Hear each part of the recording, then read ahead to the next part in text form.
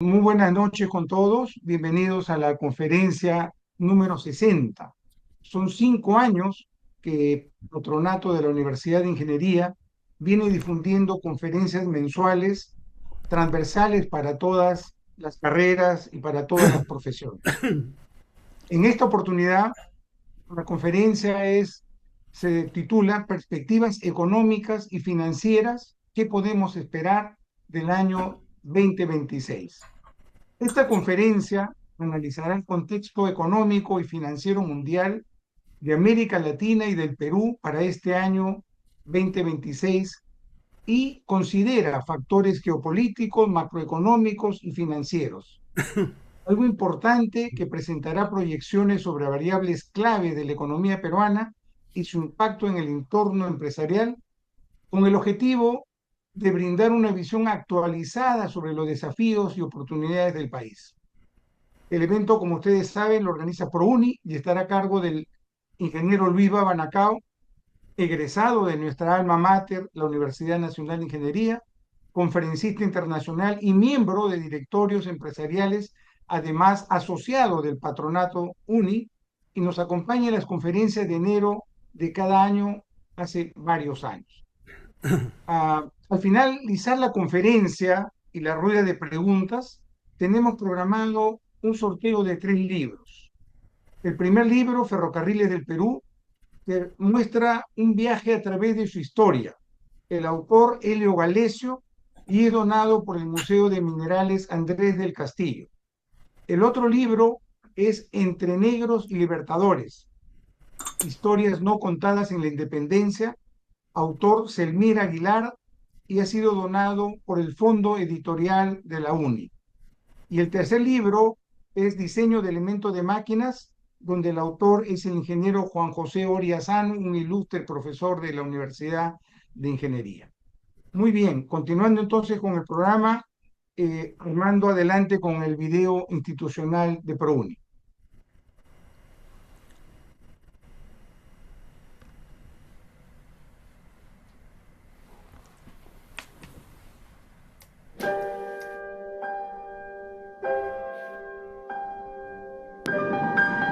La antigua escuela de ingenieros fundada en el año 1826 por el ingeniero polaco Eduardo de Havilch durante el gobierno del presidente Manuel Pardo, cambió a Universidad Nacional de Ingeniería el año 1955. A lo largo de los años han pasado ilustres profesionales que han dejado huella en la universidad y en el país, entre los que podemos destacar a don Alberto Benavides de la Quintana, distinguido geólogo, así como a don Guido del Castillo Echegaray, distinguido ingeniero de minas.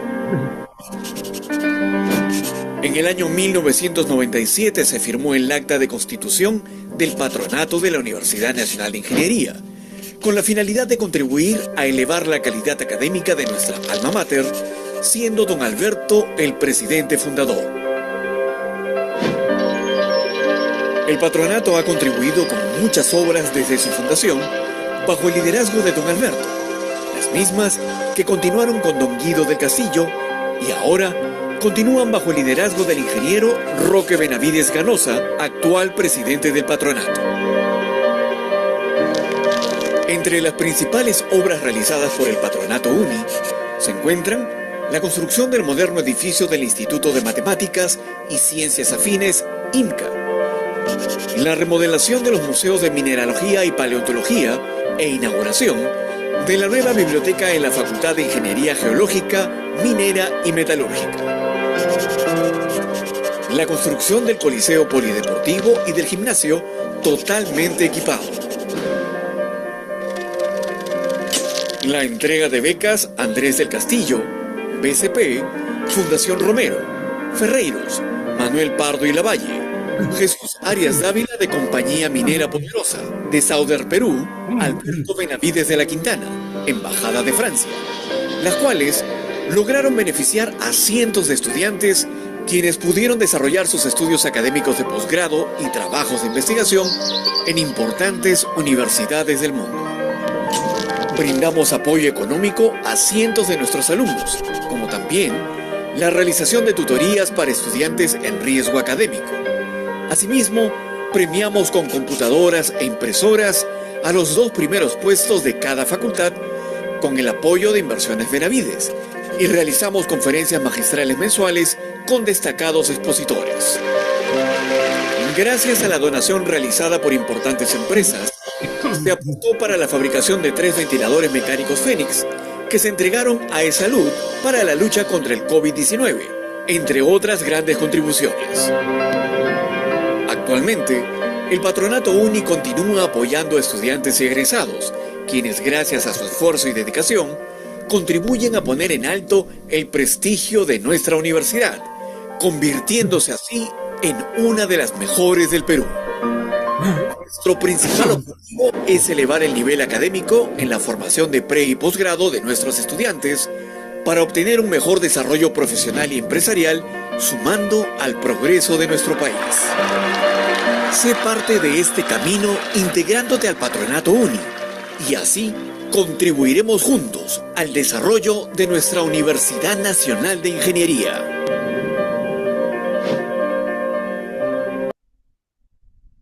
Muy bien, muchas gracias Armando. A continuación, a la apertura a cargo del ingeniero Roque Benavides Ganosa, presidente de ProUni. Adelante, Roque. Muy buenas noches o buenas tardes todavía en este verano que todavía tenemos luz del día. Buenas tardes con todos, agradecerles nuevamente por acompañarnos en esta edición número 60 de estas charlas que da ProUni, integrando a toda la comunidad de la Universidad Nacional de Ingeniería. Y tenemos a una persona egresada de la Universidad Nacional de Ingeniería, como es el ingeniero Luis Baba Nacao, que ya nos ha ayudado muchísimas veces, dándonos charlas con ese conocimiento de la economía y que esta tarde va a hablar sobre perspectivas económicas y financieras que podemos esperar del año 2026. La verdad es que estoy seguro que será un discurso optimista, porque el Perú necesita progresar, necesita mejorar, y por supuesto eso permite que se generen pues también esos puestos de trabajo para los profesionales que la Universidad Nacional de Ingeniería forma y que tienen pues un grado de excelencia estupendo. Nosotros desde el patronato los invitamos a que se integren con nosotros. Hemos formado una serie de comités donde se puede trabajar en favor de la UNI, de los jóvenes universitarios y por supuesto contribuir de esa manera a la educación peruana. Agradecerle a Lucho Baba Nacao por una vez más acompañarnos. Agradecemos porque su conocimiento nos nutre para poder también tomar mejores decisiones. Los dejo con César Pongo para que continúe con esta charla. Gracias. Estás en mute, estás en mute, estás en mute,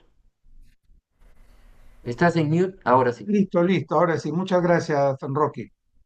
A continuación, permítame leer el currículum vitae del ingeniero Luis Baba Nacao.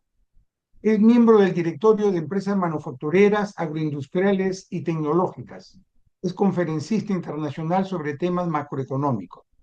Como ya comentaba, es ingeniero industrial de la Universidad Nacional de Ingeniería, con maestría en microfinanzas y desarrollo social por la Universidad de Alcalá de Henares y ha sido distinguido como doctor honoris causa por la Universidad Femenina del Sagrado Corazón.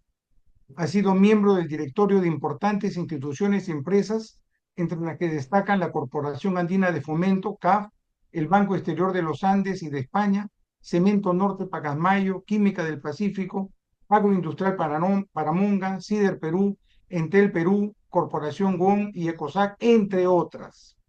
Ha ejercido la presidencia del directorio de la Corporación Financiera de Desarrollo COFIDE, de Inversiones COFIDE, del Fondo Nacional del Ambiente y del grupo La Positiva, Seguros y Reasegures. Actualmente participa en directorio de empresas vinculadas a los sectores financiero, agroindustrial, comercio, servicios y tecnológicos, aportando una amplia experiencia en gestión estratégica, desarrollo empresarial y gobierno corporativo.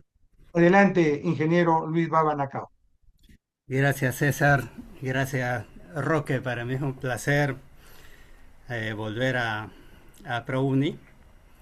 Hoy día tenemos una conferencia de 60 minutos, espero ser eficiente, hay mucha información y, y voy a avanzar rápido. Espero que ProUni después pueda difundir la presentación para que aquellos que estén interesados en el tema lo puedan ver con más calma, ¿no? Voy a voy a compartir la presentación, si me permiten. Ah, vamos a ver.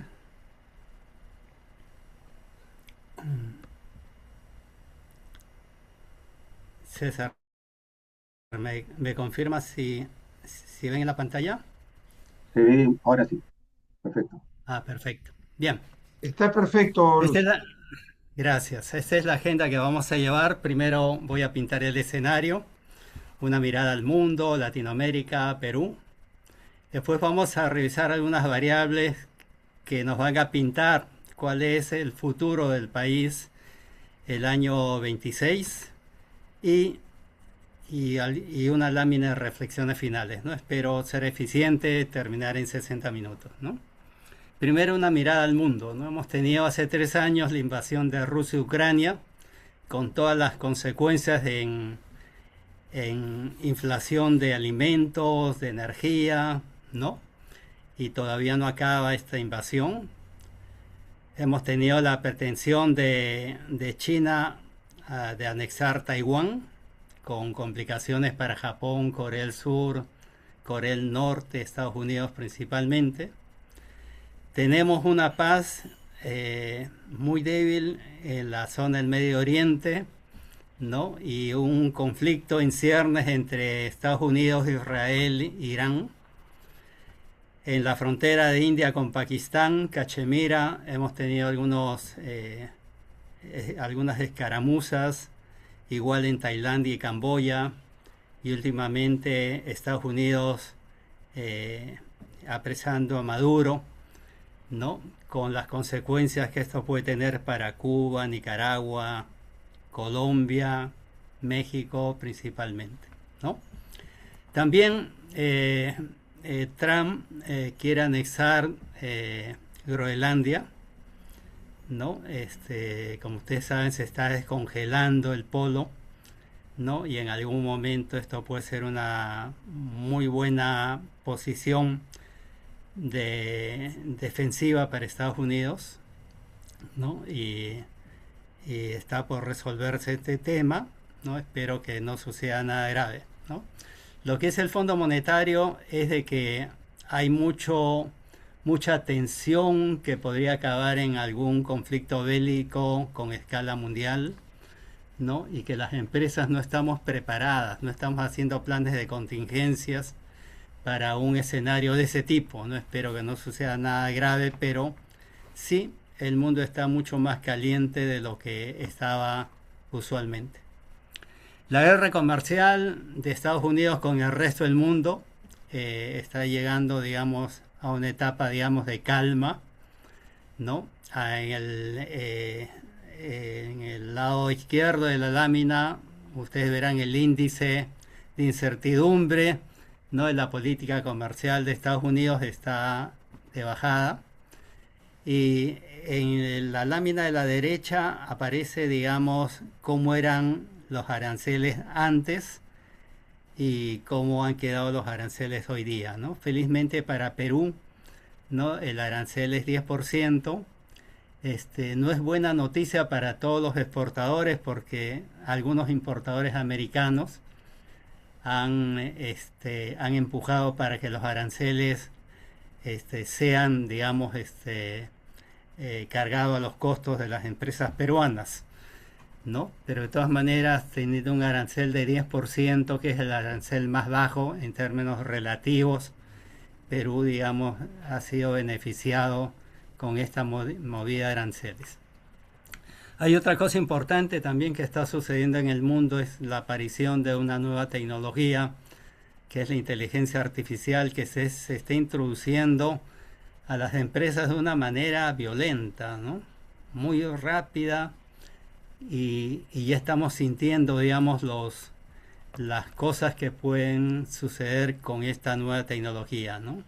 Como ustedes saben, hay inteligencia artificial simple, compuesta, hay inteligencia artificial con intervención humana, sin intervención humana, ¿no? Y esto está generando, digamos, temores en todo el mundo, ¿no? No solamente por los desarrollos de las tecnologías, sino también por el empleo, ¿no? Y acá hay un estudio, los resultados de un estudio en la cual han comparado lo que hace un ser humano con lo que hace la inteligencia artificial para 44 puestos de trabajo, ¿no?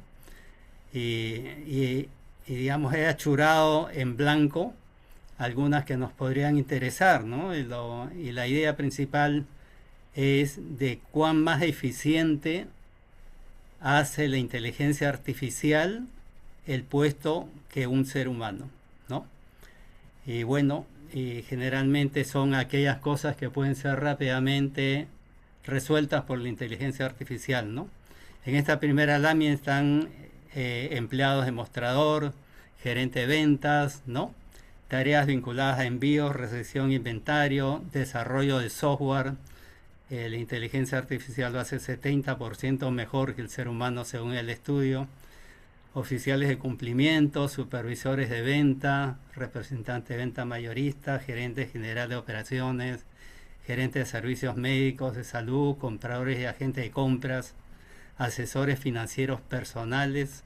La inteligencia artificial lo hace 64% mejor que un ser humano. Gerente de servicios administrativos, atención al cliente, supervisores, ¿no? Gerentes de sistemas informáticos de información, representantes técnicos de venta, abogados, especialistas en gestión de proyectos, trabajadores sociales, supervisores de oficina, analistas financieros, analistas de inversiones, gerentes financieros, recepcionistas, conserjes, 29% mejores, contadores, auditores, ingenieros mecánicos, ingenieros industriales, 17% mejor la inteligencia artificial que el ser humano, ¿no? Y esto ya se está viendo reflejado en las empresas.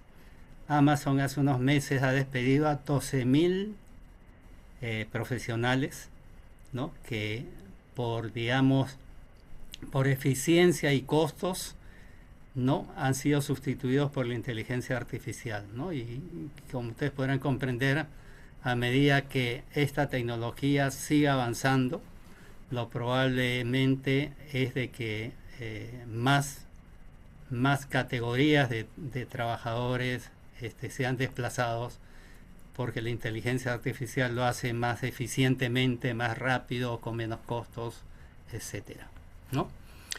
Los riesgos más severos en el planeta, ¿no?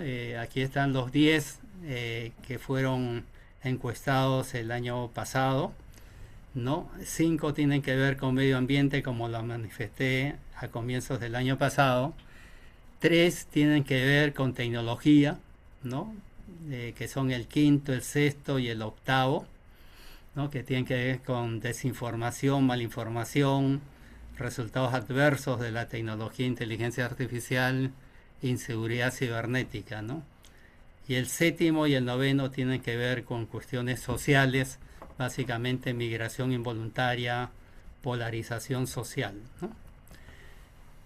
El último pronóstico de crecimiento del Fondo Monetario ha sido publicado ahora en enero de este año, ¿no? Y nos dice que el crecimiento del mundo a la izquierda va a ser igual que el año pasado, 3.3, y el próximo año, el año 27, 3.2, o sea, vamos a tener más o menos lo mismo que el año pasado. En el medio abajo, América Latina creciendo un punto menos que el promedio mundial, ¿no? Vamos a crecer en general en América Latina, ¿no? Menos que el promedio mundial, y a la derecha aparecen algunos países que van a crecer más que el promedio mundial, ¿no? Estos son China, la India, Indonesia, Vietnam principalmente, que están creciendo como si esta crisis no tuviera nada que ver con ellos, ¿no? Europa creciendo, digamos, muy poco con respecto al resto del mundo. Sin embargo, Perú mantiene los fundamentos de su economía, ¿no? Vivimos en un país un poco raro, ¿no? Todos los días nos quejamos de la seguridad, de la corrupción, de la inestabilidad de los funcionarios públicos, pero algo está funcionando en el Perú, ¿no? Y vamos a hablar de la inflación, la moneda, la deuda pública, las reservas, el riesgo soberano, el crecimiento económico y el déficit fiscal, ¿no? Este es el cuadro de la inflación de Perú, ¿no? A noviembre del año 25, 12 meses para atrás, la inflación de Perú fue 1.4 de los últimos 12 meses de noviembre para atrás, ¿no? Inflaciones más bajas que Perú en el mundo: Suecia, Suiza, China, ¿no?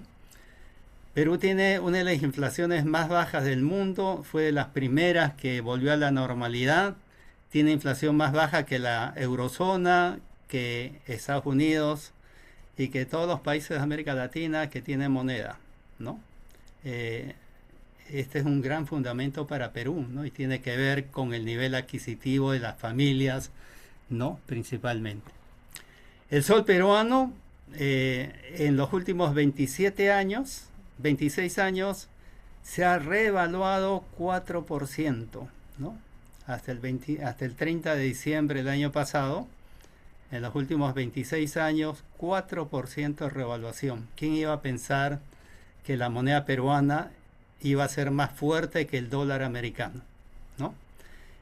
Monedas más fuertes que la peruana: el franco suizo, ¿no? El dólar canadiense, el euro, el yuan chino, pero de lejos la moneda peruana es más fuerte que el yen japonés, que se ha devaluado 53% en los últimos 26 años, ¿no? Sin lugar a duda, es una moneda mucho más dura que la moneda chilena, que se ha devaluado 75% en los últimos 26 años, ¿no? Entonces, una cosa increíble también, que es difícil de creer para mucha gente, ¿no? Y el Banco Central ha tenido que intervenir comprando dólares en el mercado. El año pasado compró 7.946 millones de dólares, ¿no? Que había de exceso en el mercado para defender el tipo de cambio peruano, ¿no? Y en lo que va del año, si no me equivoco, ya compró 2.000 millones de dólares, ¿no? Para evitar que el tipo de cambio siga cayéndose. El año pasado ha sido un año malo para el dólar, ¿no? Y estas son las revaluaciones de las monedas latinoamericanas y de algunos países emergentes, ¿no? Y como ustedes verán, todas estas monedas se han revaluado.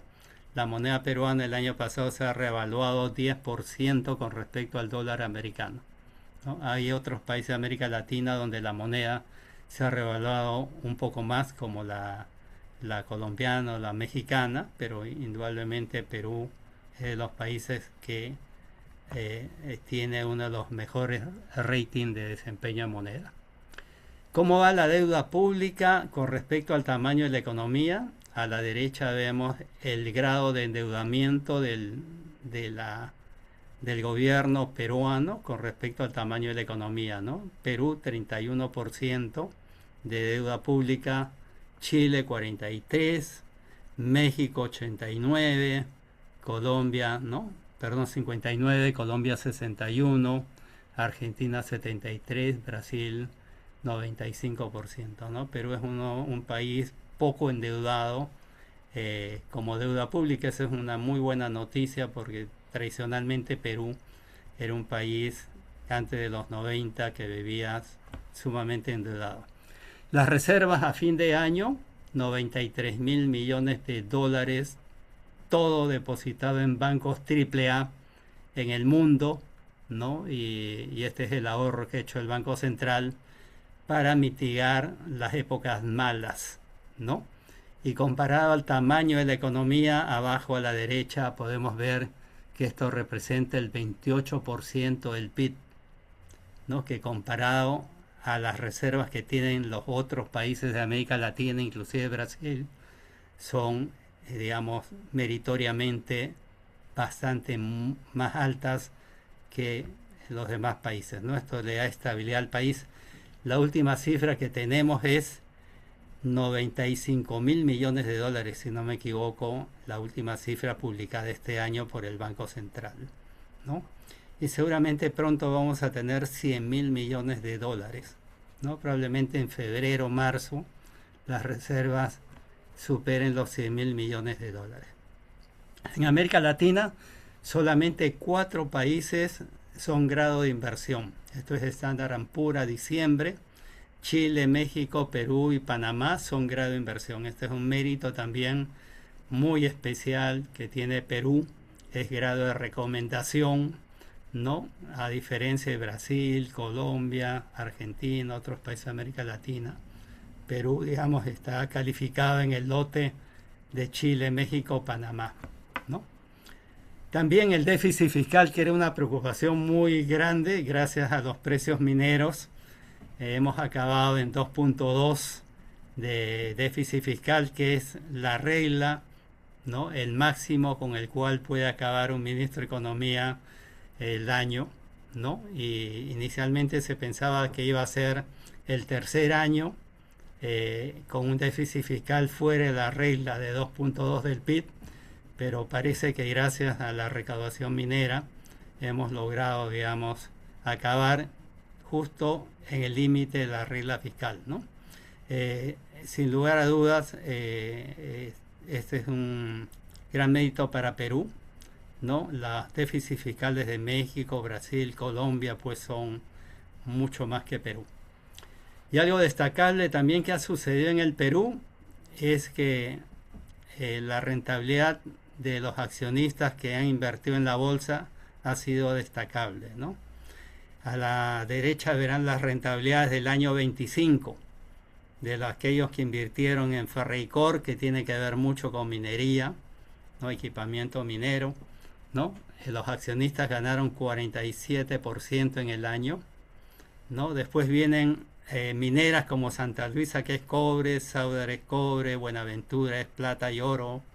Cemento Norte de Pacasmayo, apareció un comprador suizo que es la mayor cementera del mundo, y entonces los precios de Cemento Norte de Pacasmayo fueron a lo que realmente valen, ¿no? Y el precio subió y los accionistas ganaron 82%. Alicor, que es alimentos, ¿no? 103% de rentabilidad. Nexa, Volcan, que es polimetálica con mucha plata, 256%. Y en promedio, aquellos que invirtieron en la bolsa, el índice general 51%, o sea, no sé, 15 veces más de lo que paga un banco al año por ahorro, ¿no? Algo excepcional ha sucedido en el Perú, sí, porque la bolsa peruana es esencialmente minera y por otras coyunturas también. Otra gran noticia fue el Papa tiene DNI peruano, ¿no? Ya hay un circuito turístico en los lugares donde el Papa ha vivido, ¿no? Y con muy buena aceptación turística, ¿no? Y se están creando nuevos circuitos turísticos. El escenario político, ¿no? Hemos tenido un nuevo presidente, ¿no? Y lamentablemente los últimos videos que han salido han arrojado una aprobación de caída. La última encuesta el día de ayer era de que Geri tenía 30% de aprobación, ¿no? Lamentable, no sé qué va a pasar. Dicen que hay 19 videos, ¿no? Creo que estamos en el video número 4, qué pena, ¿no?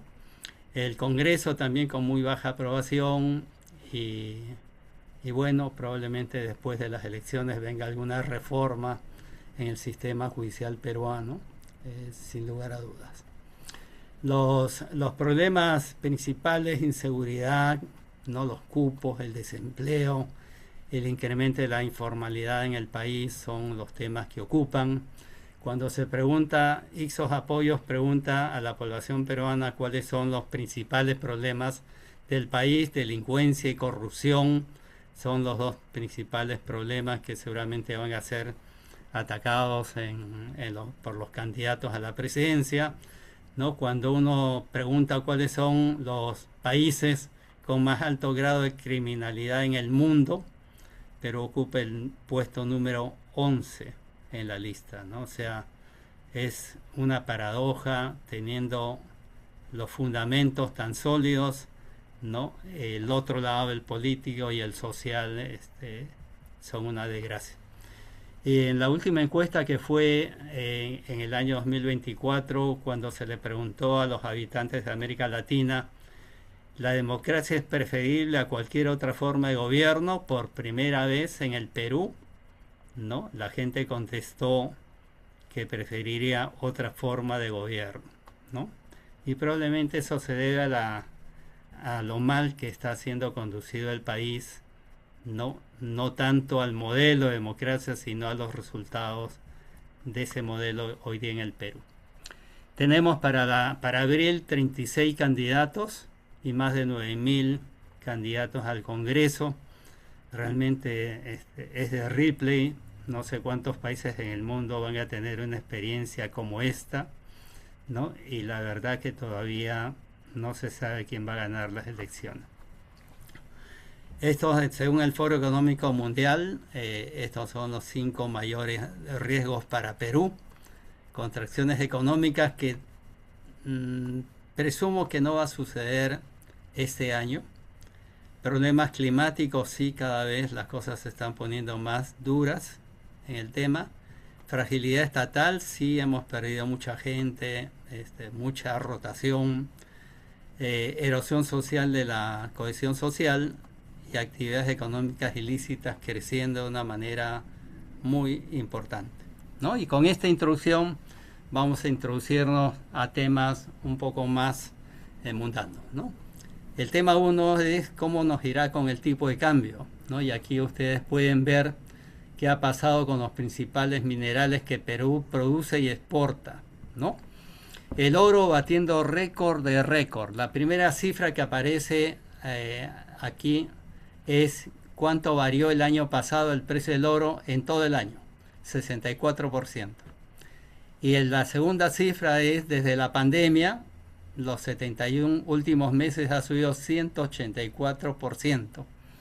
El año pasado el precio del oro acabó en $4.321 la onza, hoy día está por encima de 5.000. Ha batido récord de precio. La plata ha subido más que el oro, 149% en el año, 305% desde la pandemia. Los hermanos Han no estaban tan locos cuando especularon con la plata, ¿no? El cobre 41 el año pasado subió de precio y desde la pandemia 101%. Y el precio del estaño el año pasado creció 31% y en el año 121%. Generalmente cuando el precio de los minerales está como está, Perú le debe ir económicamente muy bien, muy bien. Esto tiene que ver con recaudación tributaria, con sueldos, con los 32 sueldos que reciben los trabajadores mineros, ¿no? 14 más 18 por distribución de utilidades, ¿no? Tiene que ver con impuesto a la renta, canon minero, con todas esas cosas que genera la minería. Pero fíjense qué ha pasado con el azúcar. El azúcar cayó en precio 11% el año pasado, pero desde la pandemia está 25% encima. El maíz amarillo duro, el año pasado no varió el precio, pero está 18% encima de antes de la pandemia. La harina de pescado está 25% encima del precio de la pandemia. El café está 133%. Ha subido el precio del café desde la pandemia. El año pasado subió 25%. Y el cacao ha subido 142% desde la pandemia. El año pasado ha caído, pero de todas maneras estos productores están en una situación envidiable, ¿no? Los únicos que están un poco dolidos son los arroceros, ¿no? Ha venido arroz de la India y qué pena, ¿no? El precio del arroz está muy competitivo. ¿no? ¿Y qué quiere decir esto? De que no solamente es el sector minero, sino son los azucareros, los maiceros, los productores de harina de pescado, los cafetaleros, los que producen cacao, también les va muy bien, ¿no? Y producto de eso, este año 26, la balanza comercial, según el Banco Central, pronostica un superávit de 38.000 millones de dólares. Algo increíble. El año pasado acabamos con 32.000 millones de dólares de superávit fiscal. Y el próximo año 37.000 millones de dólares de superávit fiscal. O sea, ¿va a haber dólares en el Perú? Sí, va a haber dólares en el Perú. También ha crecido la informalidad, especialmente en el oro, ¿no? Los datos de la izquierda son datos del año 24. El año 24 se produjo formalmente 98 toneladas de oro, pero la estadística de exportación es que Perú exportó 180 toneladas de oro. Eso quiere decir que la diferencia es oro ilegal, 82 toneladas. Si ustedes multiplican 82 toneladas por el precio del oro en el año 2024, que es 70 millones toneladas, da 5.749 millones de dólares. Esto es el oro informal en el Perú. Si la producción fuese la misma que el año 24, hoy día ese oro informal es 9.428 millones de dólares, oro informal, ¿no? ¿Por qué? Porque el oro el año pasado subió 64% con respecto al año 24. Esto significa que estos informales de oro manejan 10.000 millones de dólares, ¿no? Al año, ¿no? Que es mucho dinero, por ustedes podrán comprender, ¿no? Y esto tiene repercusiones políticas, sociales, increíbles, ¿no? Y mucho de ese oro informal se trabaja en los ríos. Aquí está en la parte superior cómo era antes un río y cómo es después de que cuando se trabaja oro informal en la riviera de los ríos. Y abajo cómo quedan las zonas y los hidrobiológicos y los frutos que se riegan con estas aguas, ¿no? Terrible el daño ambiental que puede ocasionar una cosa como esta, ¿no? Y entonces uno se pregunta, bueno, ¿y qué va a pasar entonces con el dólar, ¿no? Y en el gráfico de la izquierda verán en la curva naranja cómo se desenvolvió el precio del dólar en el primer gobierno de Trump. Empezó de caída y después Trump reparó y fortaleció el dólar. Segundo periodo de Trump es la línea azul. También ha empezado con caída, pero en algún momento la racionalidad dice de que Trump va a tener que fortalecer el dólar porque si no, no va a poder financiar el déficit fiscal que se financia emitiendo deuda. ¿Y quién va a comprar deuda americana si el dólar está de caída? Nadie, ¿no? Y entonces va a llegar un momento en el cual la situación de financiamiento de la deuda va a obligar a Trump a fortalecer el dólar. Ahora no sé si el mercado lo va a seguir o no, ya, pero lo racional dice eso, de que el dólar podría seguir cayéndose por algún tiempo, pero si funciona la racionalidad y el mercado americano reacciona, debería fortalecerse el dólar. Y el segundo argumento es que hay mucha inversión en Estados Unidos sobre inteligencia artificial. Y eso en el año 27 va a fortalecer el dólar sin lugar a dudas, porque las inversiones, como ustedes saben, en inteligencia artificial son billones de dólares, ¿no? Bien.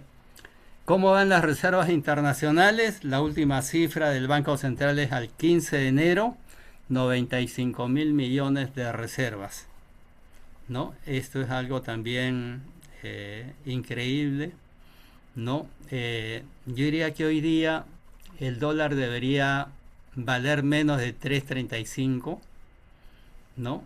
Y el Banco Central está haciendo eh, algo que probablemente no estaba en su libreto porque la misión del banco es, digamos, evitar la especulación, pero seguir la tendencia, ¿no?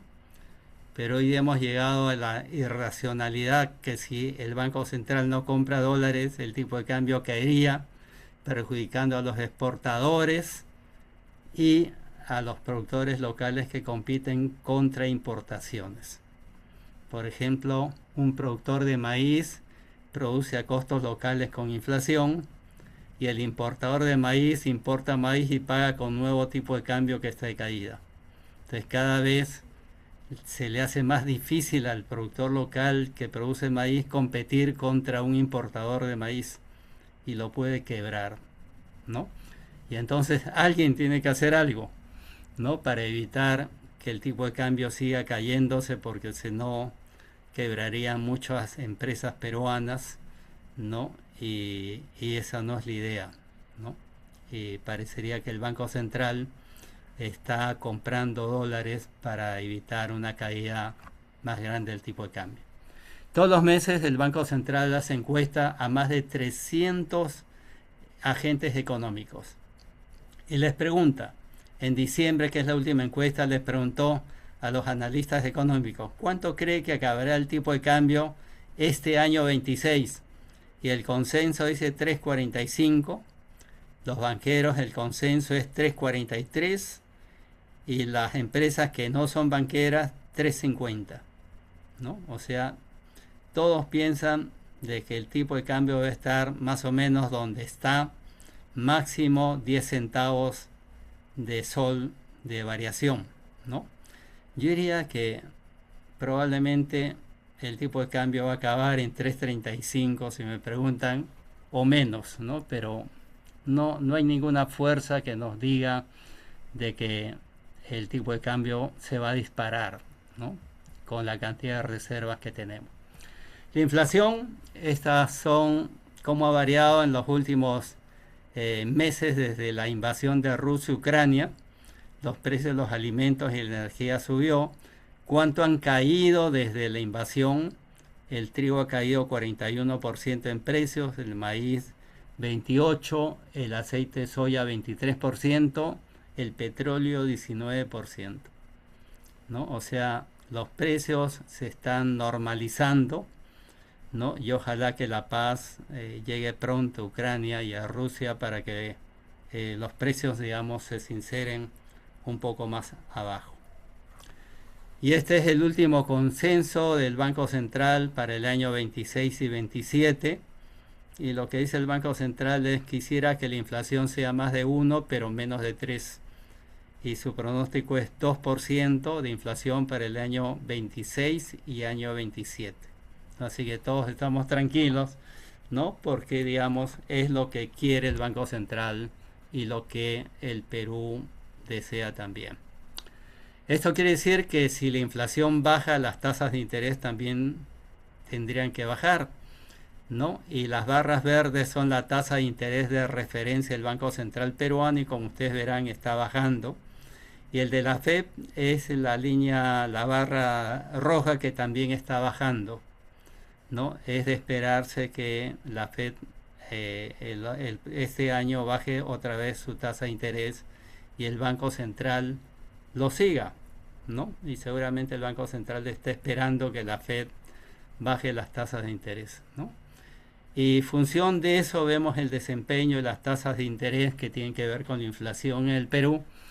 Y las corporaciones, por ejemplo, que es la primera fila de datos, aparece aquí, estos son datos del 21 de enero, o sea, de hace unos días. Esto es banca múltiple, soles, préstamos en soles.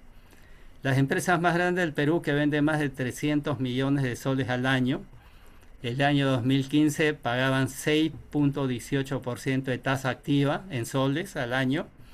Estas bajaron a 2.51, o sea, endeudarse en soles en el Perú era más barato que endeudarse en dólares en Estados Unidos, ¿no? Y después hubo inflación, entonces las tasas empezaron a subir a 3, a 8, y después la inflación empezó a bajar y entonces el Banco Central también bajó las tasas de referencia y los bancos han estado bajando y hoy día la tasa de interés de las corporaciones es 5,68, todavía muy lejos del 2,51, ¿no? Pero la tendencia es que está bajando y como el tipo de cambio está tan débil, la moneda dura es el sol, lo que va a pasar probablemente es que mucha gente cambie dólares a soles y haya muchos soles en el mercado y los bancos van a tener que bajar la tasa para poder colocar esos muchos soles que reciben como depósito.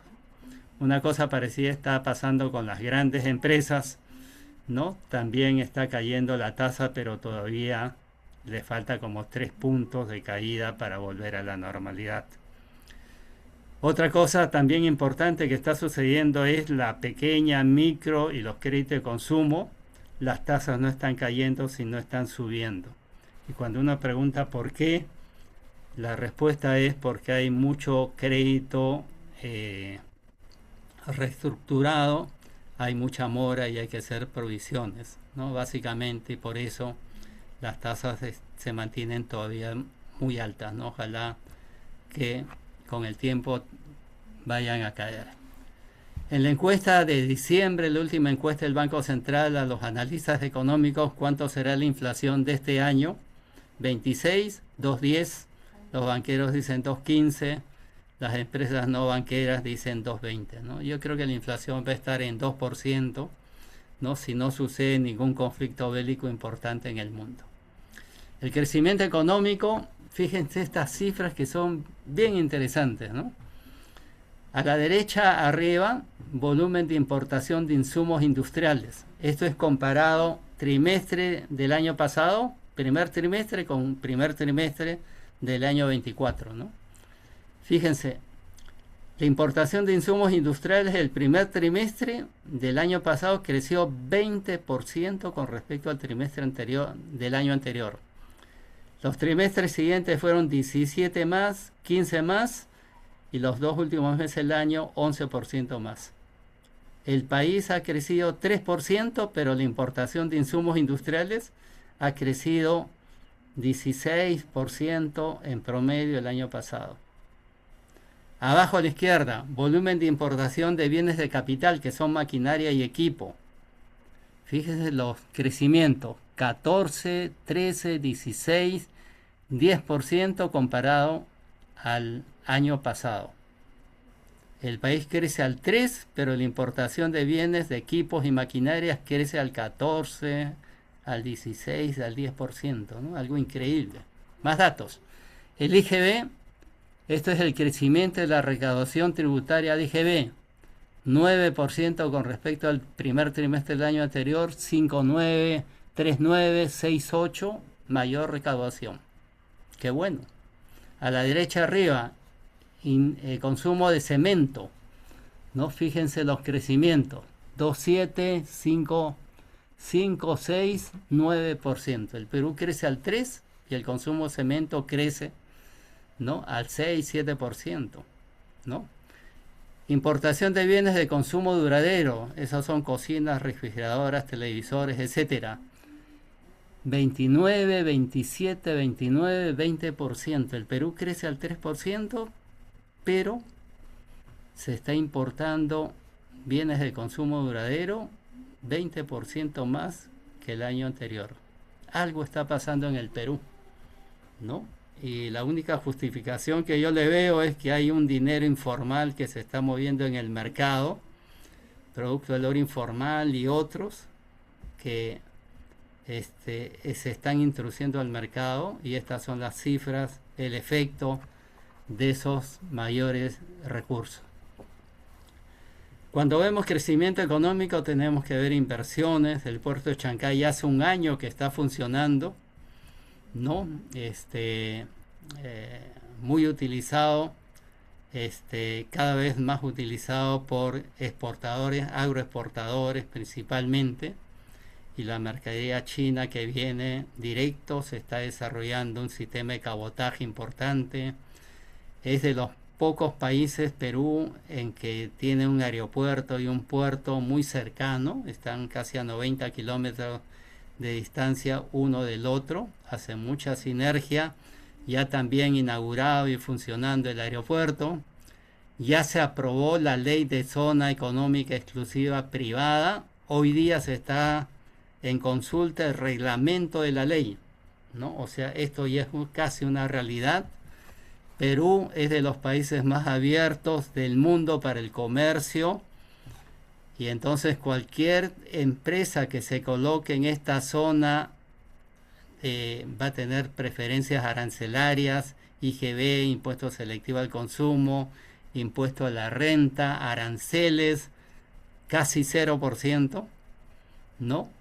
Y sus productos van a ser hechos en el Perú y van a poder entrar a estos países con los cuales Perú tiene tratado de libre comercio con 0 arancel, ¿no? Pronto va a ingresar a la India, están todos los países que tienen costa en el Pacífico, ¿no? Acaba de entrar Indonesia, ¿no? A estos acuerdos de libre comercio. Y entonces hoy día ya tenemos una lista de empresas que han mostrado interés muy grande para ingresar a esta zona económica exclusiva. Empresas de manufactura avanzada van a ingresar, ensambladoras de autos eléctricos, ¿no? Va a entrar industria naval. Hyundai ya mostró mucho interés en estar en esta zona. Industria aeroespacial y drones, industria textil, industria mecánica de maquinaria, agroindustria y cadena de frío, logística integral, no farmacéutica y biotecnología, data center y servicios digitales, hidrógeno verde, energía renovable, ¿no? Yo creo que en poco tiempo, en los 10 siguientes años, Chancay, que empezó con 60.000 habitantes, va a albergar a más de medio millón de habitantes, ¿no? Esta es una zona que se va a poblar muy rápidamente. Esta zona de Chancay, Ancón, Callao, va a ser una zona, digamos, de un desarrollo importantísimo, ¿no? Les comentaba, creo el año pasado, que los terrenos en la zona urbana de Huaral, que está muy cerca de Chancay, hoy día valen 20 veces más que hace 2 años, 20 veces. También se están desarrollando 2 proyectos, uno es el ferrocarril Lima-Barranca y otro es el ferrocarril Lima-Ica, que tienen que ver con el desarrollo de estas zonas. Para descongestionar la Panamericana Norte ya está en marcha el anillo vial de 34 kilómetros que une en una pista de segundo nivel la Panamericana Norte con la Sur y la carretera central, ¿no? También ya se firmaron el convenio entre Brasil y China sobre el tren bioceánico, ¿no? Que pasa por Perú, ¿no? Perú todavía, digamos, está en conversaciones, está en el estudio de perfectibilidad para ver el trazo del tren, ¿no? El anterior ministro de Economía habló de Pucallpa, Tingo María, Cerro de Pasco, Chancay, ¿no? Pero hay varias alternativas de trazo, todavía no está definido ni dicha la última palabra. Los franceses ya tienen concesionada la nueva carretera central, ¿no? Túneles, viaductos, pistas de segundo nivel. Esto también ya está en camino. Se está construyendo el tramo 4 de esto que era el eje económico del incanato y del virreinato, que es esta línea, esta carretera pintada de rojo que une la frontera de Ecuador con la de Bolivia y pasa por el eje económico del incanato. O sea, todos aquellos pueblos que están al otro lado de la cordillera de los Andes van a ser unidas por esta carretera, ¿no? Que quedó en desuso cuando construimos la Panamericana en la costa del país, ¿no? Entonces van a adquirir valor todos esos pueblos que están al otro lado de la cordillera. También se están destrabando 3 proyectos, ¿no? Chinecas, Chavimochis 3, Iguas Majes 2, son 300.000 hectáreas. Esto es convertir un desierto en una alfombra verde. 300.000 hectáreas en productos de agroexportación significan por lo menos 600.000 puestos de trabajo, ¿no? Y por supuesto la minería con los precios que tienen hoy día, ¿no? San Gabriel ya está en marcha y Chalcobamba cobre, Toromocho cobre, la reposición de Antamina cobre, no son proyectos que se están desarrollando, ¿no? Tía María, etcétera, están en pleno auge. Y por último, hay un tema que tiene que ver con petróleo, ¿no? Una empresa, Anadarko, hizo sísmica en el Zócalo Marino frente a Lambayeque y La Libertad, y parece que los resultados son muy buenos. Chevron, ¿no?, ha comprado el 35% de la empresa. Y para que Chevron compre 35% de la empresa es que probablemente la sísmica ha dado muy buenos resultados. Chevron es de las empresas que tiene más experiencia en producción en Zócalo Marino. Y entonces este año empieza la perforación para validar la información que tiene, ¿no? Y se está hablando de 100.000 barriles diarios, ¿no?, que podrían ser 400.000, ¿no? Y bueno, habrá que esperar los resultados de la exploración, ¿no? Pero esto, digamos da algunos brillos para pensar en el Perú del mañana, ¿no? Ojalá los resultados sean buenos. Para este año entonces el crecimiento está proyectado en 3.2, el año siguiente en 3.5, ¿no? No son lo que nosotros quisiéramos, con ese precio de los minerales deberíamos estar creciendo al 7%, ¿no? Pero las condiciones todavía no están para eso, ¿no? Si votamos bien, quizás el crecimiento del año 27 sea mucho más que 3.5, ¿no? Pero digamos de que vamos a ser probablemente en América Latina de los países de más alto crecimiento. En la encuesta del Banco Central, la última encuesta de diciembre, los analistas económicos dicen de que este año vamos a quedar con 3%, los banqueros también dicen 3%, las empresas no financieras dicen 3,2% porque es año electoral principalmente, ¿no? Para el año siguiente, el año 27, sí son un poco más optimistas, digamos, ¿no? Y aquí están, digamos, el crecimiento del año pasado, de este año. 3 países destacan en América Latina, ¿no?, que son Paraguay, Argentina y Perú. Y seguramente Perú, dentro de todo el bajo crecimiento de América Latina, que va a ser 2%, Perú va a estar entre los 3 países de más alto crecimiento en América Latina, ¿no? Y fíjense cómo hemos empezado el año. Esta es la bolsa limeña, los primeros 20 días de este año, ¿no? Fíjense las rentabilidades que han habido. Cerro Verde 14% en 20 días, Buenaventura 25%, Minsur 22%, Sauder 25% en 20 días de rentabilidad, Volcan 13%, El Brocal 27%, Nexa 40%, Santa Luisa, que es cobre, 16%, ¿no? Fíjense lo que está pasando en el Perú, ¿no? Y bueno, y los precios siguen subiendo. Qué bueno para el sector minero, qué bueno para el Perú, ¿no? Y si las cosas siguen así, probablemente hay buenas expectativas de crecimiento para el Perú este año, ¿no? Reflexiones finales, ¿no? Quería contarles este caso de los taxistas de Nueva York, ¿no? Tenemos que preocuparnos no solamente de lo que sucede en el país, sino también del desarrollo de la tecnología en el mundo, ¿no? Y quería contarles con un caso lo que viene sucediendo en el mundo, ¿no? En 1910, en el estado de Nueva York, se reguló el sistema de taxis.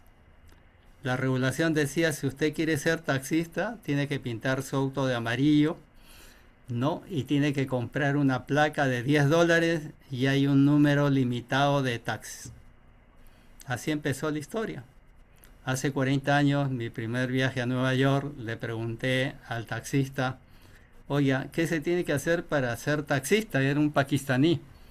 Y me dijo, bueno, necesitas tener $30.000 porque tienes que comprar una placa para ser taxista.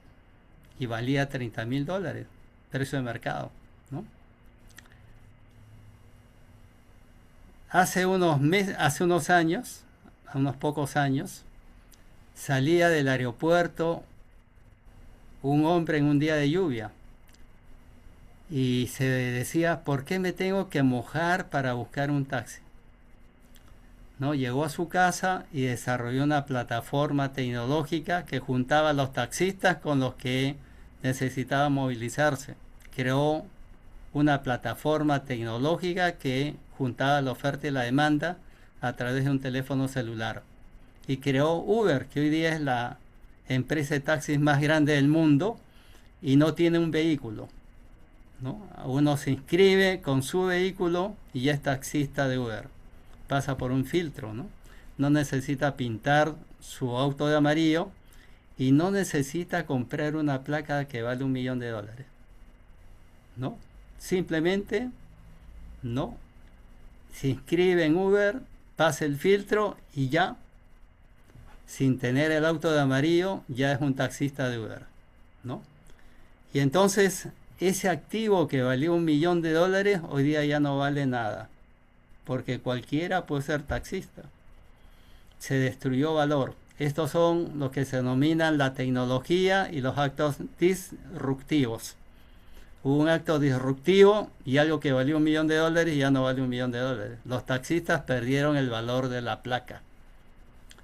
Y en la foto de abajo aparece un taxi, ¿no? Un taxi en San Francisco y como ustedes verán en la parte delantera no hay chofer.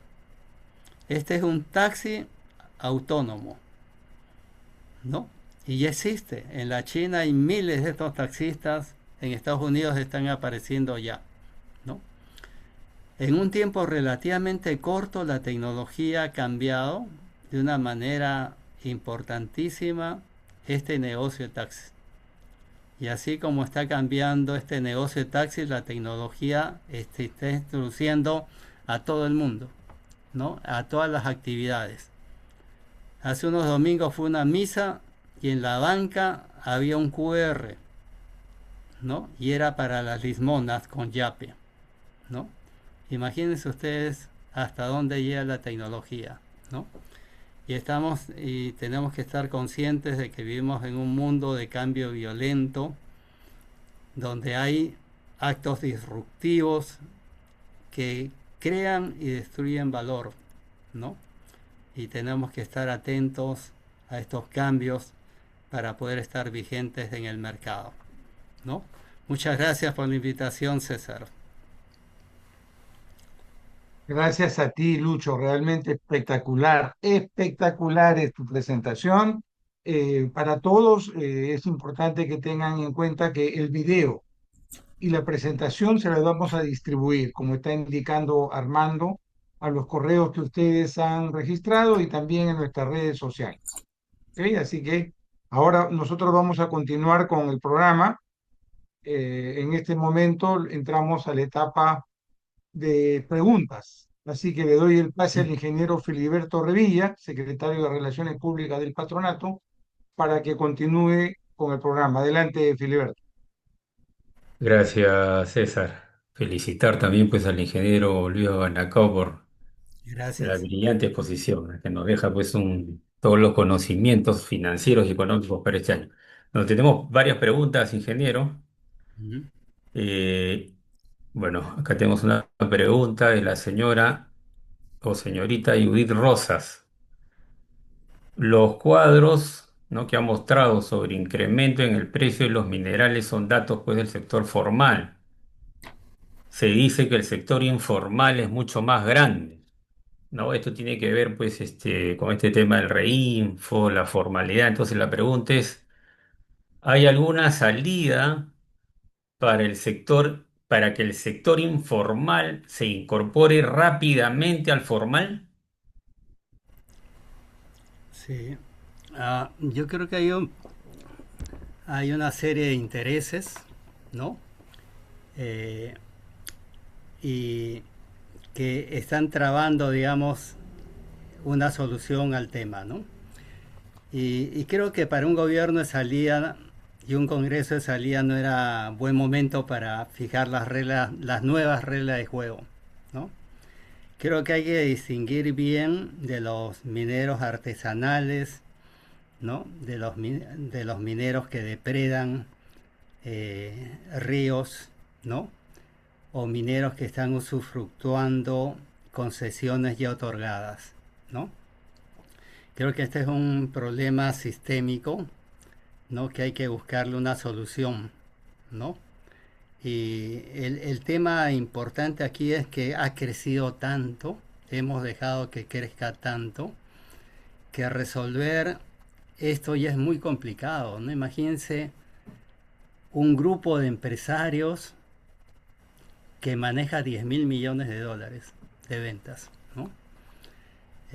Con 10 mil millones de dólares uno puede financiar un partido político, tener en el Congreso gente, ¿no?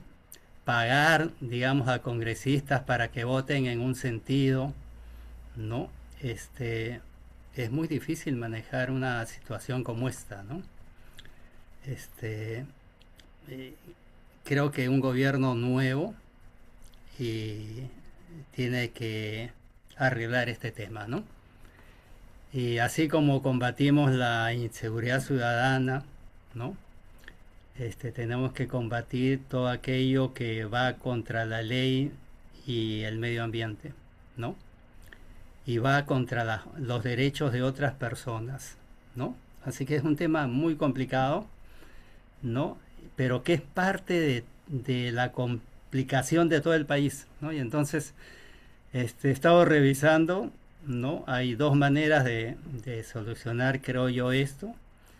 Uno es con un gobierno fuerte, como la experiencia de Singapur, por ejemplo. Viene un gobernante y dice yo no tengo amigos ni familiares, pone la mano dura y arregla el tema, ¿no? Y lo ha arreglado. O sea, es posible hacer, sí es posible hacer eso, ¿no? Pero tiene un costo, ¿no?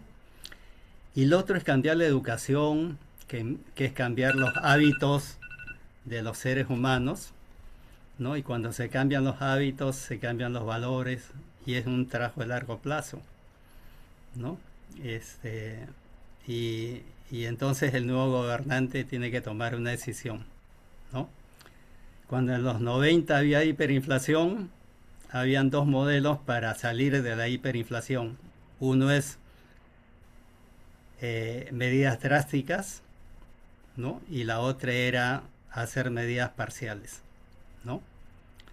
Y se optó por medidas drásticas y se lanzó el mayor paquete de medidas de estabilización del mundo.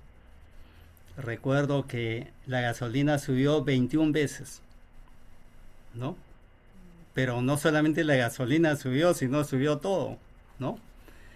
Y ahí el gobernante tomó la decisión. Y los ministros querían renunciar. El día en que se anunció en el Consejo de Ministros, los ministros querían renunciar porque se enteraron del paquete, ¿no? Pero hay que tener, pues, líderes que asuman responsabilidades, ¿no? ¿No? Yo no digo que es mejor resolver el tema con una medida de fuerza, pero hay que tomar un camino y ser consistente, ¿no? Consistente. De acuerdo, ingeniero. Tenemos otra Hay un costo y pregunta. un beneficio. Eh, Gracias, ingeniero. Tenemos otra pregunta del señor Juan Carlos Moisés Barandiarán. Bueno, está referida al tipo de cambio, entiendo. Dice, hay una estimación, la pregunta, ¿no? ¿Existe o hay una estimación de la cantidad de dólares en el mercado informal, considerando que el Perú es el único país, bueno, debe ser de Latinoamérica, en el que hay un mercado callejero de divisas? No, yo entiendo que es para el tipo de cambio, el manejo del tipo de cambio ahora que el dólar está bajando, no sé qué tanto pues afecta el cambio de dólares informal que hay, ¿no? Claro, hay gente que lava dinero, ¿no? Y que seguramente tiene que manejar cantidades grandes de dólares, ¿no? En general, si hay una buena procedencia del dinero, generalmente uno lo deposita en un banco, ¿no? Acá o fuera del país para que gane intereses y tenga seguridad, ¿no? Pero los dineros mal habidos generalmente no pueden ser bancarizados aquí ni en el extranjero, y entonces se maneja una cantidad de soles y de dólares y de barras de oro en el mercado que están en la clandestinidad, ¿no? De eso no hay un cálculo que yo haya visto de cuánto es esa cantidad de dinero que hay en el mercado negro, digamos, ¿no? No hay ningún cálculo de esos. De acuerdo, ingeniero. Ingeniero, otra pregunta. Bueno, usted ha mostrado pues todas las variables macroeconómicas que tiene nuestro país positivas, ¿no? Pero digo, ¿qué tenemos que hacer para bajar la pobreza? Que antes de la pandemia estábamos en 20% y ahora pues estamos, me parece que es al 25 o 27%. Entonces, ¿por qué no logramos bajar la pobreza en nuestro país a pesar de todos estos indicadores que usted nos ha mostrado? Sí, yo creo que tenemos que crecer más, ¿ya? Todos los años nace gente y muere gente, ¿no? Entonces, más o menos el ratio son 360.000 jóvenes ingresan al mundo laboral todos los años. Entonces, si queremos tener más empleo, tenemos que crear esos empleos, esos 370.000. Más la gente que está desempleada o empleada, digamos, mal empleada, ¿no? O sea, los que trabajan medio tiempo, ese tipo de cosas. Y para dar empleo a los jóvenes y eliminar el desempleo, necesitas crecer mínimo 4%. Solo para dar empleo a los 360.000 jóvenes que ingresan todos los años al mundo laboral, ¿no? Ahora, si quieres eliminar el desempleo, tienes que crecer más de 4, ¿no? Y entonces si creceríamos al 7, por ejemplo, podríamos estar reduciendo la pobreza, ¿no? Y el desempleo, ¿no? Y entonces sí estaríamos en el camino correcto. Y entonces la respuesta es hay que crecer. La otra manera es repartir la riqueza entre todos, ¿no? Como lo plantean algunos esquemas ideológicos, ¿no? O sea, quitarle a los ricos para distribuirlo entre los pobres, ¿no? Pero el camino del crecimiento requiere pues de gente que esté dispuesta a arriesgar, ¿no? Para ganar y para crecer, ¿no? Y ese es el camino que Perú ha optado, estimular las inversiones, ¿no? Y en base a estas nuevas inversiones, ¿no? Como las que van a haber en el puerto de Chancay y en la zona económica exclusiva privada, ¿no? Ahí se va a crear empleo, ¿no? Y entonces los desempleados y los jóvenes van a ir ahí a ocuparse y eso va a crear economías nuevas y esto va a ayudar a crecer al Perú indudablemente, ¿no? Entonces, yo diría que se requiere a darle más estímulo al inversor, pero para eso hay que crear las condiciones que atraigan esas inversiones. La zona económica exclusiva es una de ellas, ¿no? Estas inversiones nuevas en minas, en proyectos de agroexportación, ¿no? Son proyectos que atraen capital y que permiten, digamos, que el Perú crezca de una manera más rápida, ¿no? Claro. Tenemos otra pregunta, ingeniero Babanacao, del ingeniero Jack Weinstein, ¿no? Dice que ahí sería bueno bueno, me entiendo que es que para que profundice, dice, independientemente del daño al ecosistema, ¿no? De la minería informal, ¿cómo afecta o cuál es la incidencia del dinero producto de los negocios ilegales en los índices oficiales que ha mostrado, en especial en el tipo de cambio. Sí, bueno, a ver, mucho de lo que se negocia en el mercado paralelo, ¿no? Son dólares que provienen de las actividades informales, ¿no? Entonces sí, efectivamente, si esto crece, hay más presión para el tipo de cambio, ¿no? Yo diría la gran preocupación es la caída del tipo de cambio. Entonces, a medida que las actividades informales que generan divisas crecen por precio o por producción, tenemos más presión para el tipo de cambio, ¿no? Ahora, no está explícito, pero se supone que alguien tiene que defender a los productores locales y a los exportadores, ¿no?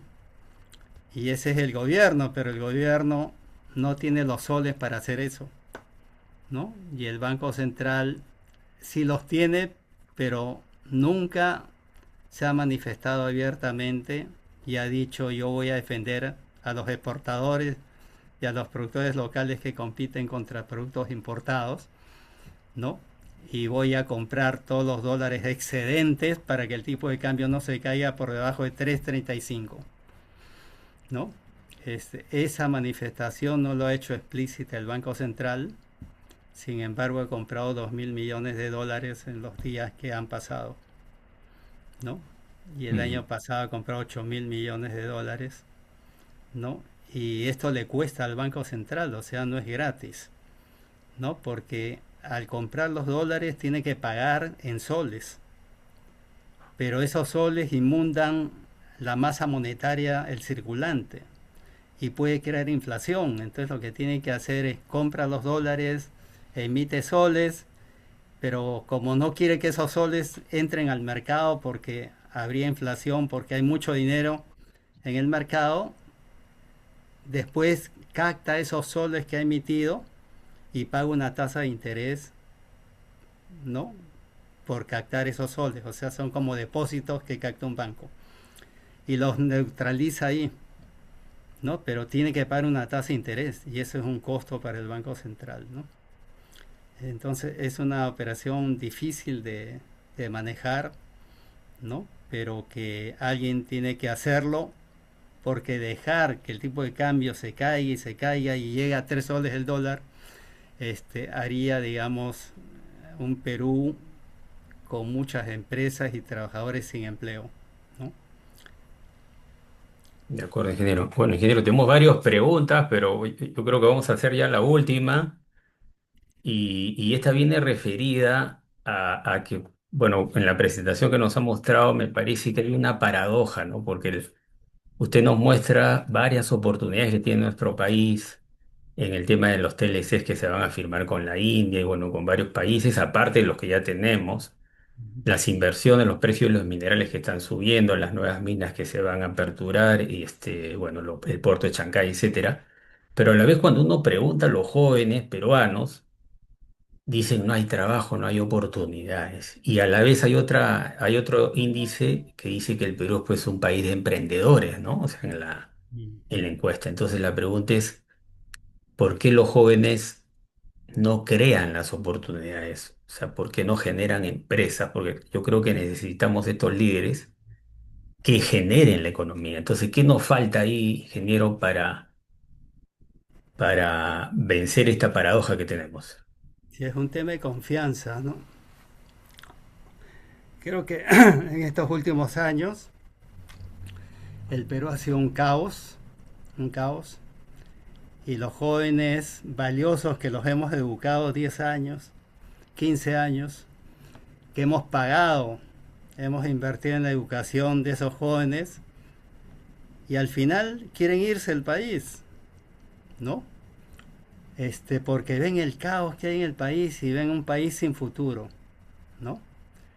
Y entonces necesitamos cambiar esa imagen de Perú, ¿no? Y pintar un país que está rumbo a un cambio importante, ¿no? Ojalá que elijamos bien en esta oportunidad y ese líder que escojamos, ¿no? Nos vuelva la confianza en que Perú es un país viable, ¿no? Y que las cosas se van a arreglar y vamos a traer inversión y tecnología, ¿no?